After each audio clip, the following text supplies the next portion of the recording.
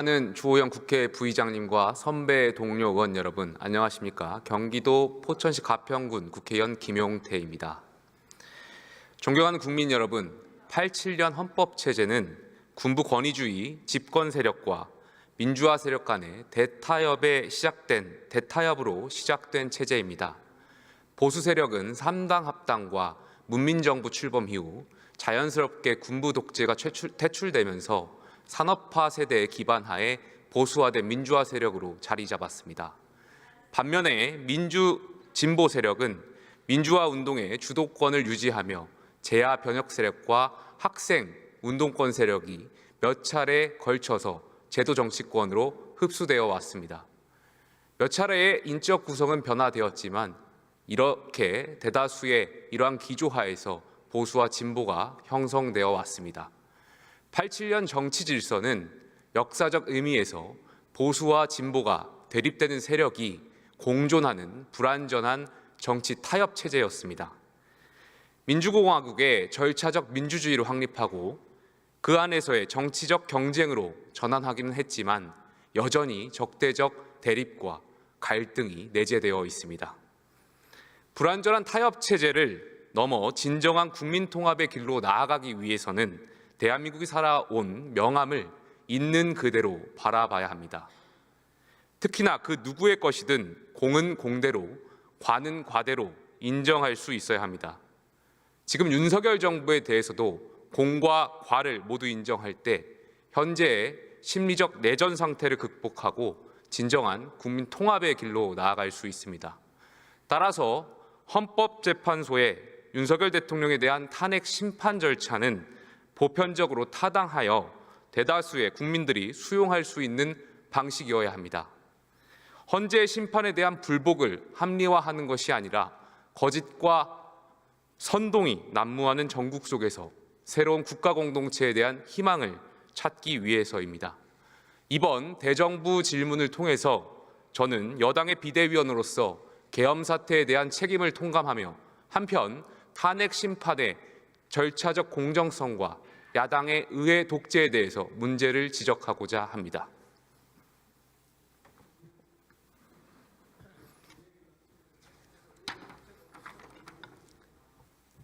의회 독재 설명해 드리겠습니다. 나가지 마시고 들어주십시오. 잘 들어주십시오. 궁금하신 거 있으면 334호로 와주십시오. 설명해 드리겠습니다. 오늘 질문은 법무부 장관 직무대행, 그리고 통일부 장관, 그리고 시간이 가용하면 외교부 장관과 행안부 장관 직무대행께 여쭙겠습니다. 먼저 법무부 장관 직무대행께서 앞으로 나와 주십시오.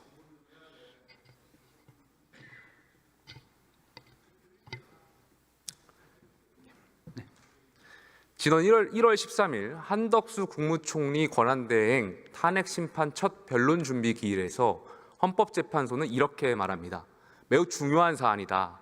모든 헌법재판관이 참여해서 의견을 개진해서 어떻게 결정할지 평의를 열어서 최종 결정문에 그 내용이 들어가야 된다면서 판단을 뒤로 미뤘습니다.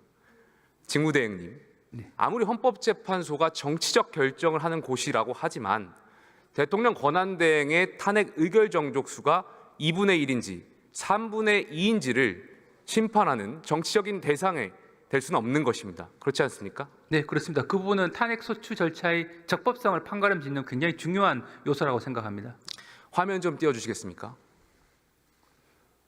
아시는 내용입니다. 헌법재판소 주석서에 보면은 대통령직을 국무총리 또는 국무위원이 대행하는 경우 권한대행자의 탄핵소추 발의 및 의결 정족수는 대행되는 공직자의 그것을 기준으로 한다. 대통령 권한대행의 경우 본래의 직에 대한 탄핵 발의 의결에 필요한 정족수보다 더 가중된 정족수를 충족하여야 하므로라고 설명되어 있습니다. 이 설명은요, 상식적으로 국무총리와 대통령 권한대행의 역할이 다르다라는 것을 설명하고 있는 것이고요. 따라서 대통령 권한대행의 탄핵 의결 정족수와 국무총리의 탄핵 의결 정족수가 다르다는 매우 상식적인 주석서라고 생각합니다. 만약에요, 직무대행님, 야당의 주장대로 대통령 권한대행의 탄핵 의결 정족수가 2분의 1이 맞다면 헌법재판소는 지금 한덕수 권한대행에 대한 탄핵 심판 절차에 문제가 없다라고 판단하면 될 일입니다. 그렇지 않습니까? 네, 다만 이제 그 부분은 탄핵 소추의 적법성에 대한 부분이라 전체적인 탄핵 소추에 대한 일부분에 해당하는 부분인데 일부분에 해당하는 부분을 먼저 분리해서 일반적으로 먼저 선고하지는 않기 때문에 뭐 통상적인 예에 비춰봤을 때는 뭐 아주 이례적이다라고 보기는 어려운 면도 일부는 있습니다. 계속해서 설명드리겠습니다. 반면에 헌법재판소의 의결 정족수가 야당 주장처럼 2분의 1이 아니라 3분의 2가 맞다면, 과반수가 잘못이었다고 결정하게 된다면 최상목 권한대행이 임명한 2명의 헌법재판관의 임명의 절차적 근거까지 흔들릴 수 있다는 해석이 있습니다. 네. 여기에 대해서는 어떻게 생각하십니까? 네, 그래서 기본적으로 이제 대통령에 대한 탄핵 소추 절차의 적법성에 대해서는 특별한 이견이 없는 반면에 이 한덕수 총리 권한 대행의 탄핵 소추 절차의 적법성에 대해서는 여러 가지 이론이 있고, 만약 그 탄핵 소추 절차의 적법성이 인정되지 않는다고 본다면 위원님께서 말씀하신 대로 나중에 탄핵 기각 결정이 이루어진다 하더라도 그때까지의 최상목 권한 대행이 했던 부분에 대해서는 유효성에 대해서 의문을 제기하는 견해가 일부는 있기 때문에 사실은 그 부분에 대한 정리가 상당히 중요하다고 생각은 합니다. 바로 그 지점입니다. 직무대행께서 지적한 그 지점, 탄핵 심판, 한덕수 권한대행에 대한 탄핵 심판이 기각이 아니라 탄핵이 잘못되었다고 결정될 경우에 최상목 권한대행이 했던 최상목 권한대행 체제에서 했던 결정들이 과연 유효한 것인가에 대한 굉장히 큰 혼란이 있을 수밖에 없습니다.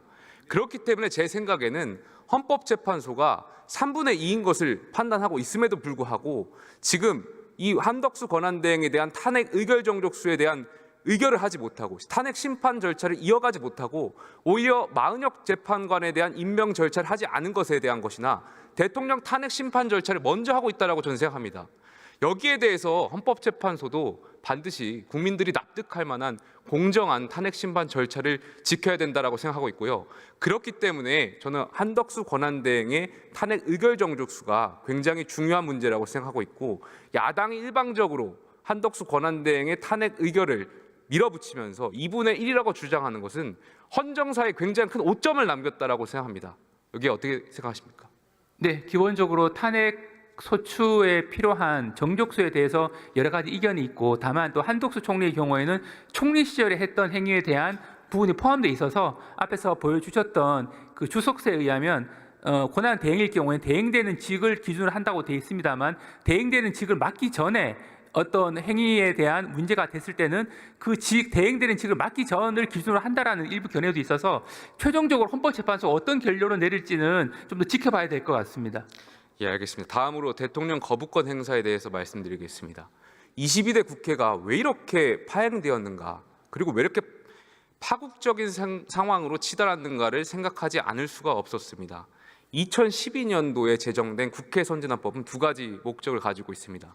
본회의에서 날치기 법안을 통과하지 못하게 하는 것, 대신에 상임위 등에서 가중 다수결 조건으로 이른바 패스트트랙이라고 하죠. 법안이 신속하게 통과될 수 있도록 하는 것을 규정했습니다. 대행님, 국회 선진화법 이전에 그냥 상식적으로 생각해 봤을 때 우리가 흔히 국회 본회의 날치기라는 것을 들어봤던 적이 있습니다. 네. 이것이 국회법 절차를 무시했던 걸까요? 국회 선진화법 이전입니다. 국회법 취지에는 맞지 않는 그런 행태였다고 생각을 합니다. 하지만 법에는 문제는 없었던 거겠죠. 네, 명확하게 어떤 규정에 반한다라고 꼭 집어 말씀드리긴 한 게 있었던. 제가 생각하기에는 아무래도 그 당시에 소수당이 다수당이 합의제 관행을 파기한 것에 대한 항의의 뜻 정도로 이해했습니다. 국회 선진화법에 따라서 본회의에서는 교섭단체 대표가 합의해야만 국회의장이 안건을 상정할 수 있는 직권상정에 대한 규정을 신설했고요. 상임위에서는 이러한 법적 규정을 두지 않았습니다. 상임위원장이 여야 간사 간의 합의를 통해서 의사 일정을 정하는 합의제 관행을 존중해 왔던 것입니다. 대행님, 2012년 이전에는 다수당 국회의원이라고 하더라도 자기 당 출신의 상임위원장이 있는 상임위에서 단독으로 과반으로 법안을 밀어붙이는 일이 적었는데요. 왜 그랬을 거라고 한번 생각해 보시겠습니까? 기본적으로는 여야 합치에 의한 어떤 그 법안 처리에 대한 중요성에 대한 인식이 또 어느 정도 있냐에 따른 그런 이제 그 차이인 것 같습니다. 제 생각도 그렇습니다.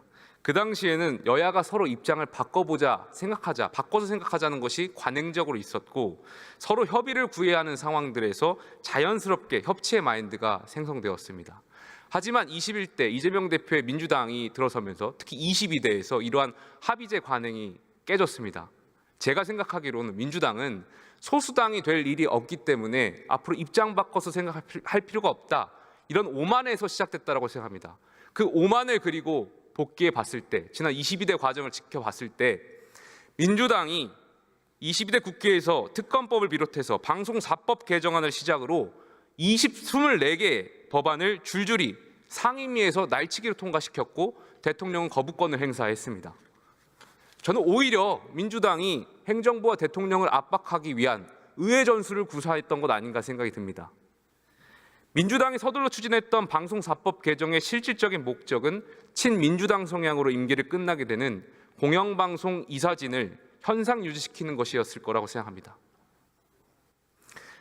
마찬가지로 동일한 취지에서 민주당은 3명의 방통위원장을 모두 탄핵으로 협박했고 세 번째 이진숙 방통위원장에 대한 탄핵 소추는 헌재에서 기각됐습니다. 민주당의 탄핵 사유에 대해서 어떻게 생각하십니까? 네, 일부 결정이 난 사건에 대해서는 또 이미 사법적 판단이 내려진 부분이라고 생각을 하고 현재 진행되고 있는 부분에 대해서는 헌법재판소에서 합리적 결정을 내려줄 것으로 기대하고 있습니다. 예, 들어가셔도 좋습니다. 통일부 장관님 잠시 나와 주십시오.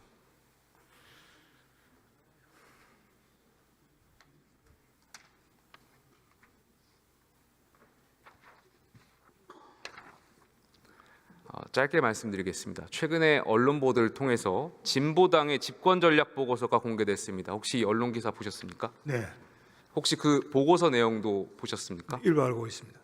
제가 굉장히 충격을 받았습니다. 진보당은 집권 전략 보고서에서요. 헌법 개정을 통해 헌법 3조 영토 조항 삭제를 주장합니다. 장관님, 이거 북한의 김정은 위원장이 말하는 두 국가론에 연계된 거 아닙니까? 네, 이제 영토 조항을 삭제한다고 하는 것은 통일을 포기하는 것을 의미하기 때문에 우리 국민들이 절대 받아들일 수 없을 것이다 이렇게 생각합니다. 그리고 이 보고서에는 한미 동맹 해체를 아예 헌법 개정에 담겠다라고 생각합니다. 여기에 대해서 어떻게 생각하십니까? 네, 한미 동맹은 지난 70년간 우리 안보의 근간이었기 때문에 앞으로 더욱 더 강화되어야 되지 해체되어서는 절대로 안 된다 그런 생각을 합니다. 장관님, 이 보고서에 제가 더 충격을 받았던 것은 이뿐만이 아니라요. 연방제 방식의 통일, 토지 국유화와 마찬가지인 완전한 토지 공개념, 국가기관산업 국유화도 헌법 개정 방향에 담겼습니다. 진보당을 원내정당으로 만들어준 민주당에게도 묻고 싶습니다. 영토 조항 삭제, 한미 동맹 해체 이런 것에 동의하시는지 묻고 싶습니다. 네, 모든 것은 우리 헌법 정신에 따라서 이루어져야 된다 그런 생각을 합니다. 들어가셔도 좋습니다.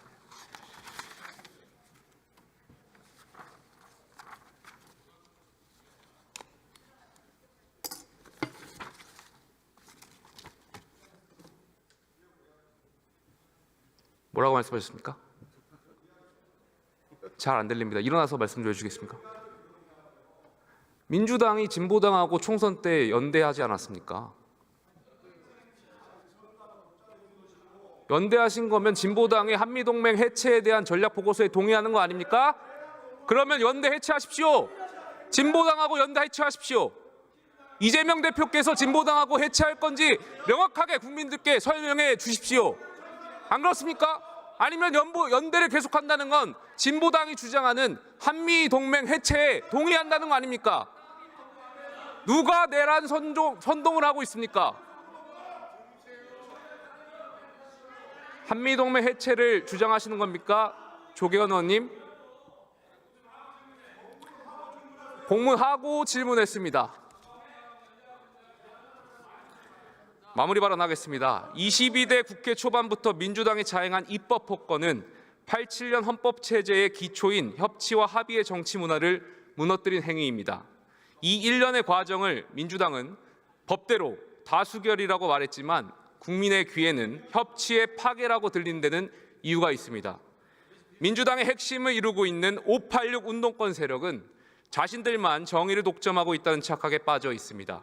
이미 기득화된 586 운동권 정치 세력이 아무리 2030 청년 세대에 대해 교육을 잘 못 받아 구구가 됐다는 식으로 무시하려 해도 이제는 그런 착각조차 진부하고 고루할 정도입니다.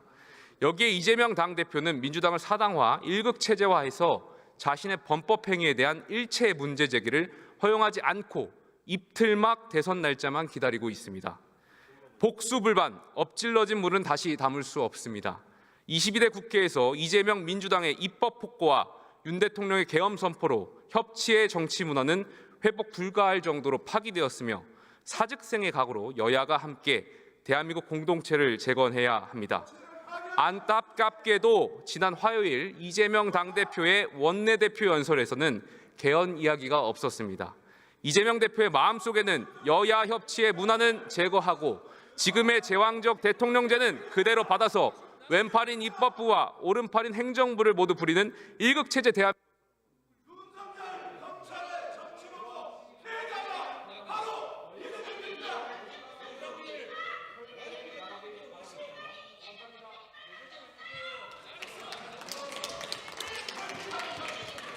네, 김영